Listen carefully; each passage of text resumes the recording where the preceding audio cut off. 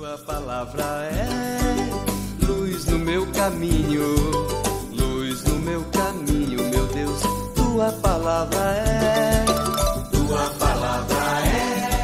luz no meu caminho, luz no meu caminho, meu Deus. Tua palavra. Queridos amigos, sejam bem-vindos para o exercício da nossa leitura orante, quando nos preparamos para este dia 13 de novembro, 33º domingo do tempo comum, já o penúltimo domingo deste ano litúrgico, encerrando no próximo domingo, dia de Cristo Rei, o ano litúrgico C.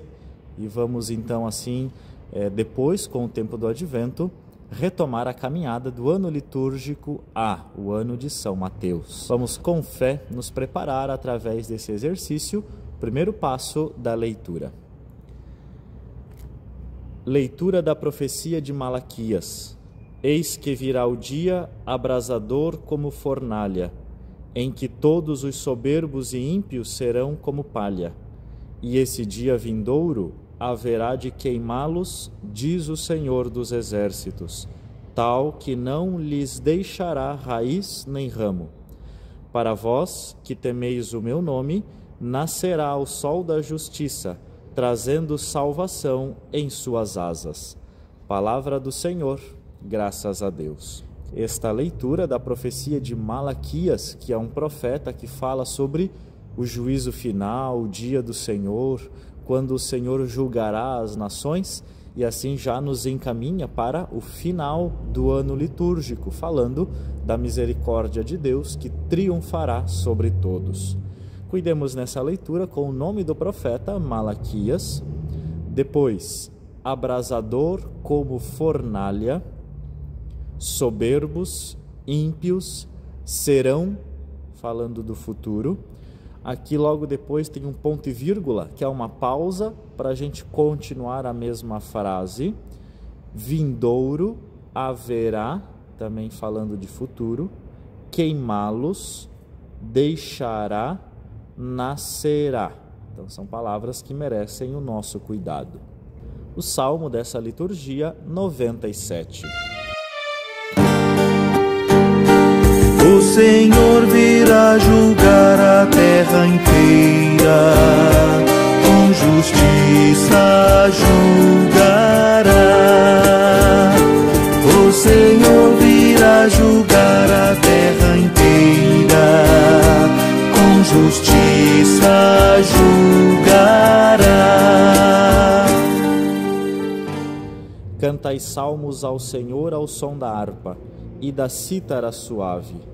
Aclamai com os clarins e as trombetas ao Senhor, o nosso Rei. O Senhor virá julgar a terra inteira, com justiça julgará. Aplauda o mar com todo ser que nele vive, o mundo inteiro e toda a gente. As montanhas e os rios batam palmas e exultem de alegria.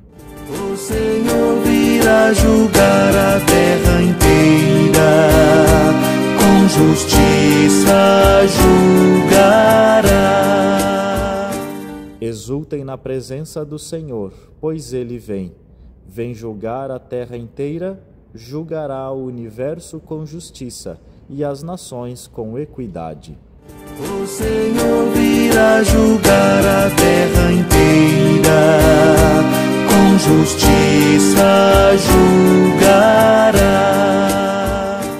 Aqui cuidemos a terceira estrofe desse salmo irregular, com 5 versos, e a palavra final, e as nações com equidade. Então aqui a equidade, lembrando que é o equilíbrio, né? A justiça necessária para cada um que será julgado nesse dia. Leitura da segunda carta de São Paulo aos Tessalonicenses. Irmãos, bem sabeis como deveis seguir o nosso exemplo, pois não temos vivido entre vós na ociosidade. De ninguém recebemos de graça o pão que comemos, pelo contrário, trabalhamos com esforço e cansaço, de dia e de noite, para não sermos pesados a ninguém. Não que não tivéssemos o direito de fazê-lo, mas queríamos apresentar-nos como exemplo a ser imitado. Com efeito, quando estávamos entre vós, demos esta regra: quem não quer trabalhar, também não deve comer. Ora, ouvimos dizer que entre vós há alguns que vivem à toa, muito ocupados em não fazer nada. Em nome do Senhor Jesus Cristo, ordenamos e exortamos a estas pessoas que, trabalhando, comam na tranquilidade o seu próprio pão. Palavra do Senhor, graças a Deus. Uma leitura muito interessante de São Paulo, dando aqui um puxão de orelha para aqueles que vivem na ociosidade. Cuidemos já com essa palavra também, ociosidade, ou seja, aqueles que estão sem nada para fazer, né, estão sem trabalho. Depois o nome do próprio livro, né, da carta a qual São Paulo se dirige, Tessalonicenses. Recebemos, trabalhamos com esforço e cansaço, tivéssemos, com acento aqui no é, estávamos, também com acento no primeiro A, vivem à toa, aqui o A tem o crase, né? Tem o acento crase, então ele deve ser repetido 2 vezes, que vivem à toa. Cuidemos também com as pontuações nessa leitura, as vírgulas bem feitas, as entonações de cada frase, ponto final, é muito importante para a gente dar sentido para essa leitura.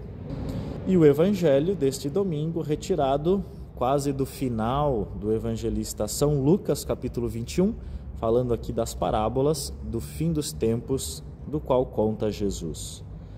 Naquele tempo, algumas pessoas comentavam a respeito do templo que era enfeitado com belas pedras e com ofertas votivas. Jesus disse: Vós admirais estas coisas? Dias virão em que não ficará pedra sobre pedra, tudo será destruído. Mas eles perguntaram: Mestre, quando acontecerá isto? E qual vai ser o sinal de que estas coisas estão para acontecer? Jesus respondeu: Cuidado para não serdes enganados, porque muitos virão em meu nome, dizendo: Sou eu, e ainda, o tempo está próximo. Não sigais essa gente. Quando ouvirdes falar de guerras e revoluções, não fiqueis apavorados. É preciso que estas coisas aconteçam primeiro, mas não será logo o fim. E Jesus continuou: Um povo se levantará contra outro povo, um país atacará outro país. Haverá grandes terremotos, fomes e pestes em muitos lugares. Acontecerão coisas pavorosas e grandes sinais serão vistos no céu. Antes, porém, que estas coisas aconteçam, sereis presos e perseguidos, sereis entregues às sinagogas e postos na prisão. Sereis levados diante de reis e governadores por causa de meu nome. Esta será a ocasião em que testemunhareis a vossa fé. Fazei o firme propósito de não planejar com antecedência a própria defesa, porque eu vos darei palavras tão acertadas que nenhum dos inimigos vos poderá resistir ou rebater. Sereis entregues até mesmo pelos próprios pais, irmãos, parentes e amigos, e eles matarão alguns de vós. Todos vos odiarão por causa do meu nome, mas vós não perdereis um só fio de cabelo da vossa cabeça. É permanecendo firmes que ireis ganhar a vida. Palavra da salvação, glória a vós, Senhor. Para a nossa meditação, nós tomamos o centro da liturgia desse domingo, que é uma mensagem de esperança quando chegar o final da história.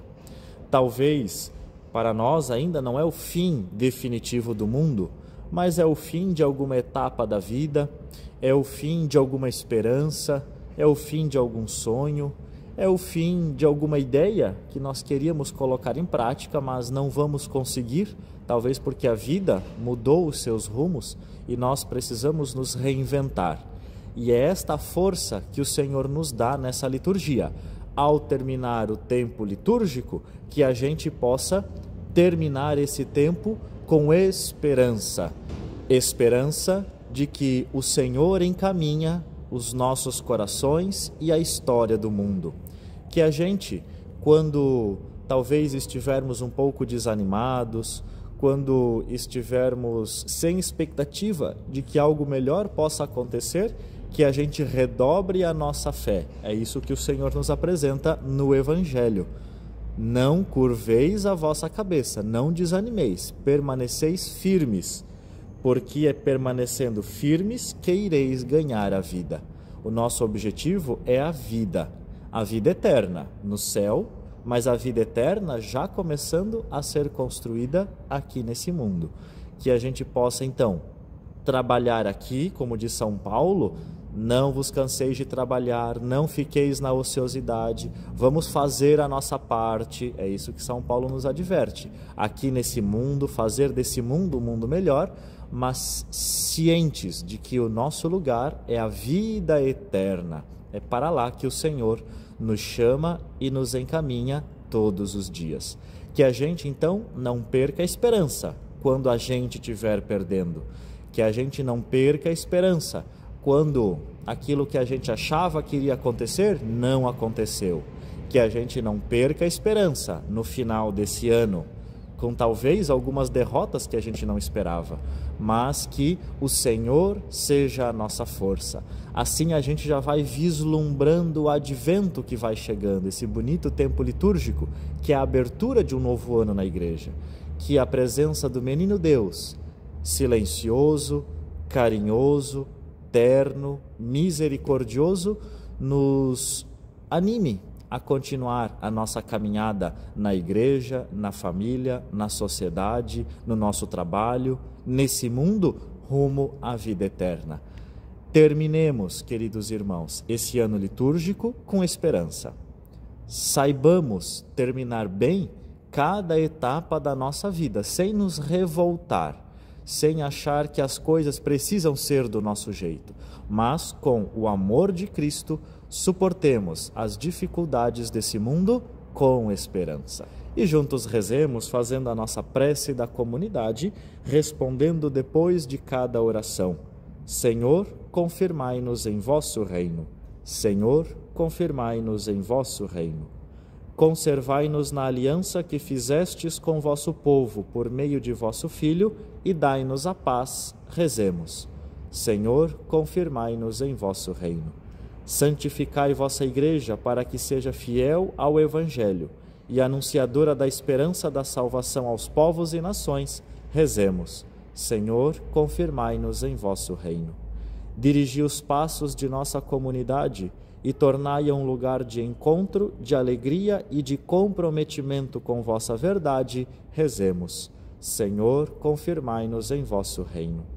Dai-nos a graça de corresponder cada dia e cada vez mais com vossa misericórdia. Rezemos. Senhor, confirmai-nos em vosso reino. Firmai nossos passos no desejo de tornar viva e presente a realidade de vosso reino e que o sínodo que estamos vivendo seja muito vivo entre nós. Rezemos. Senhor, confirmai-nos em vosso reino. Possamos contemplar o mundo com os olhos de Deus e com os olhos da liturgia deste domingo. Que ao finalizar essa etapa do ano litúrgico, possamos olhar para trás, fazer um balanço de nossa vida, fazer um balanço da nossa caminhada na comunidade e pedir a Deus o dom da esperança, para que nós possamos continuar o nosso caminho mais firmes e mais alegres ainda. E como gesto concreto, que nós possamos, durante essa semana, reservar um minuto do nosso dia, alguns instantes, ir diante do Santíssimo e rezar, pedir a Deus o dom da esperança. Rezar e talvez até assumir o compromisso de ajudar alguém que está desesperado, desesperançado na vida. Talvez alguém que esteja numa situação de vida um pouco desanimada, alguma dificuldade, que a gente possa oferecer o nosso apoio, o nosso abraço e a nossa oração. Que bonito gesto concreto, animar aqueles que estão sem esperança. Que nós possamos, com muita fé e alegria, celebrar este 33º domingo do tempo comum.